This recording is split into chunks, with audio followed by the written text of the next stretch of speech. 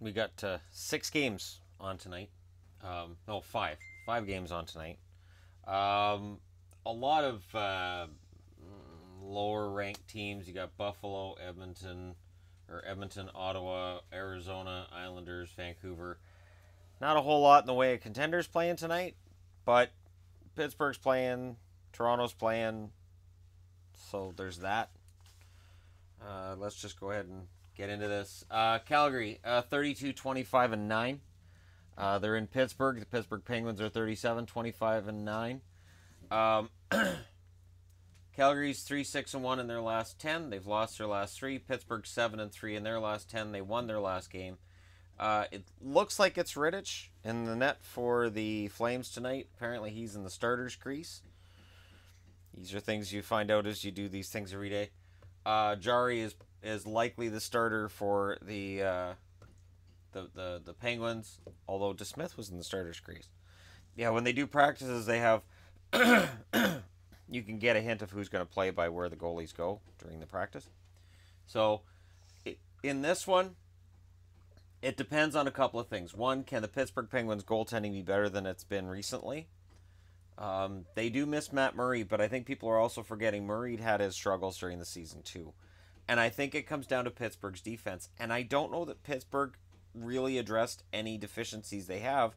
I mean, they brought in Brassard, right, which makes them fantastic down the middle. And at the time, I'm like, oh, looks like it's 3 in a row. But if they don't have the goaltending or the defense, I'm not sure what they're going to do. I mean, you could say, well, in the 80s, the Oilers didn't have that. But the Oilers still had a pretty good blue line, and they had Grant Fuhr, who was a pretty good goalie. Just his numbers were garbage because the Oilers were all attack all the time. And Pittsburgh doesn't quite play like that.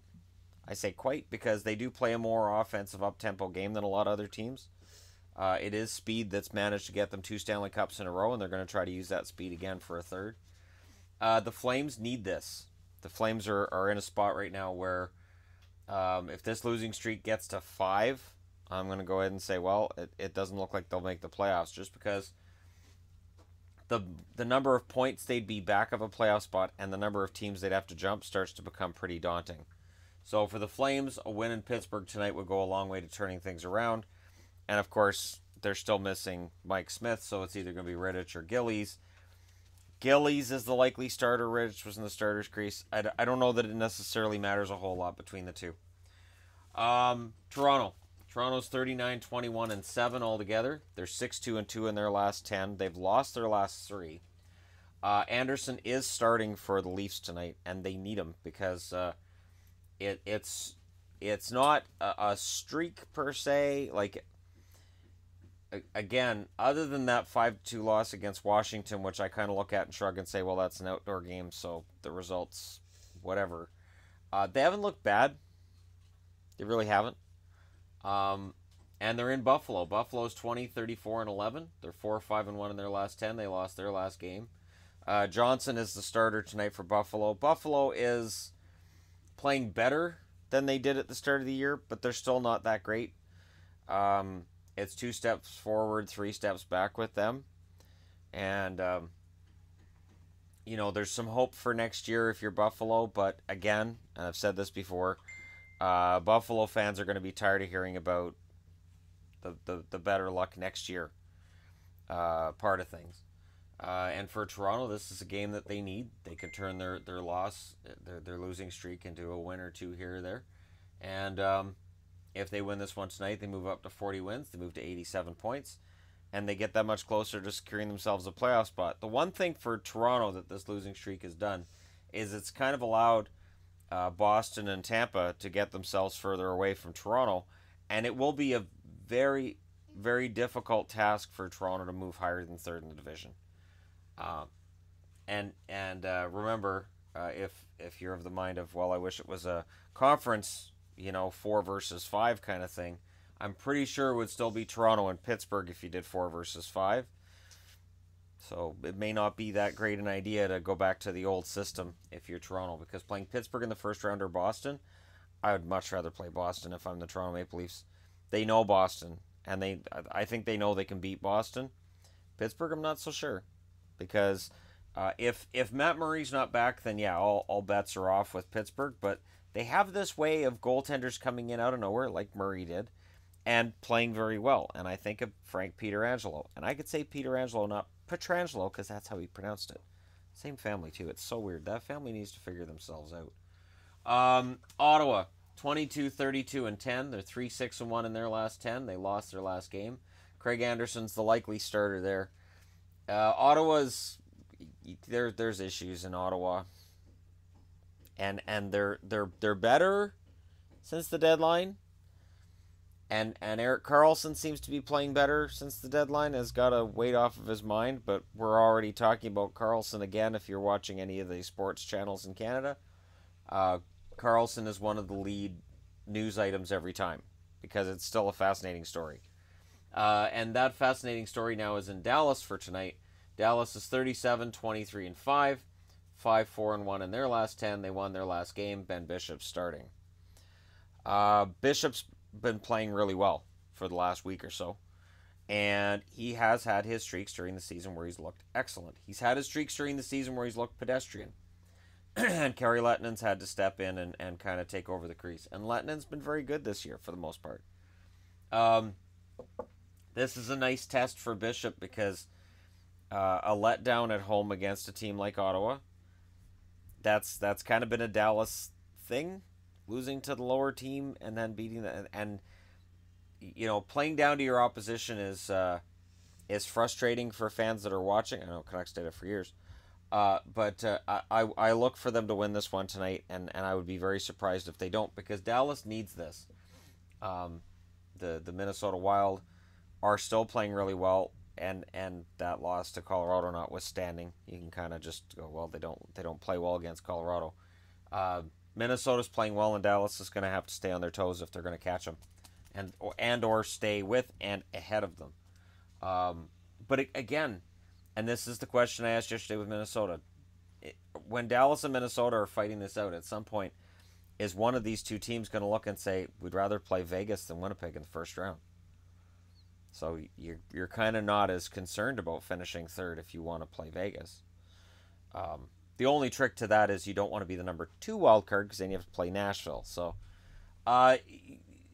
picking your own seed is not something I've seen in the NHL that I know of. But when you hear players talk about which teams they'd rather play, I do wonder, when you go into a game 82, you're like, okay, if we win tonight, we play this team, but if we lose tonight, we play that team. You know what? We might be better off losing. Like, does that enter anybody's mind? I'm not saying they play to lose. I'm just saying, does that enter a player's mind at any point? Like, geez, if we lose, we might be better off. We match up better with that team. Arizona, 20-34-10. 7-2-1 in their last 10. They've won their last 2. Ronta's the likely starter there. Edmonton's 27-34-4. They're 4-6 in their last 10. They've lost their last 3 in a row. And Cam Talbot's the likely starter there. Talbot's getting a lot of games. Not a lot of wins, but a lot of games. And Edmonton's got an old-fashioned Edmonton problem here. They're underachieving with a lot of young players. They're probably overplaying their starting goaltender. Their defense isn't really good enough. And now they're at home against Arizona, who, if they win tonight and Buffalo loses, Arizona is no longer 31st in the league.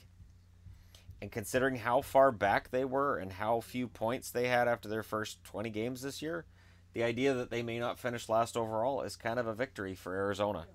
And they're going in against an Edmonton team that's not playing particularly well. I can imagine the infighting in that locker room. I can imagine the amount of frustration in that locker room. I can imagine Todd McLellan tearing a strip off this team regularly. The problem is, when a team is in this situation, you've got a coach who's very likely to be tearing a strip off of them, and it's not turning them around. It's probably time to take that coach and say, okay, thank you for your service. We're going to go to a rebuilding coach at this time.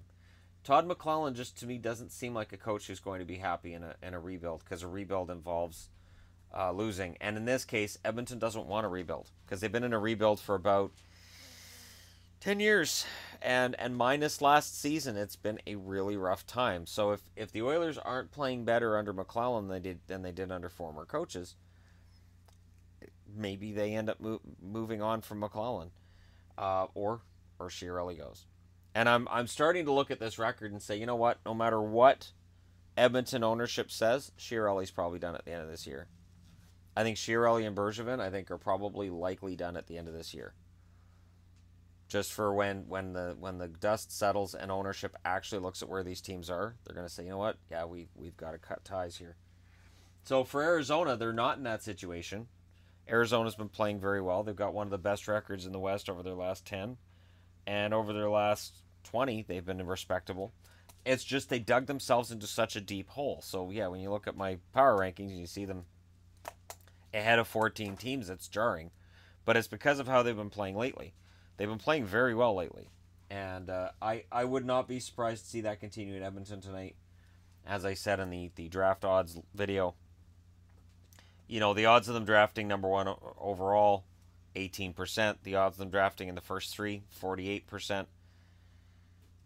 You can't bank your season on an odds like that. So I don't have a problem with Arizona winning and knocking Buffalo down if that's what ends up happening. Next up, and finally, the Islanders 29, 29, and 8, 2-6-2 in their last 10. They've lost their last 6. Halak's probably the starter. They're in Vancouver against the woeful Canucks, who are 24, 32, and 9.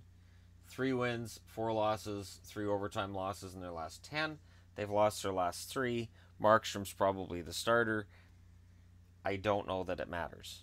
Vancouver is completely in the tank now. And they're 7 points ahead of the last spot in the league. They're 6 points ahead of the second to last spot in the league. And as a Canuck fan, I'm watching this very, very interested in whether or not they can actually secure a better chance at losing the draft lottery.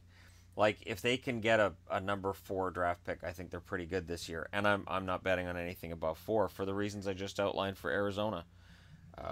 Getting a top 3 pick is pretty darn near impossible.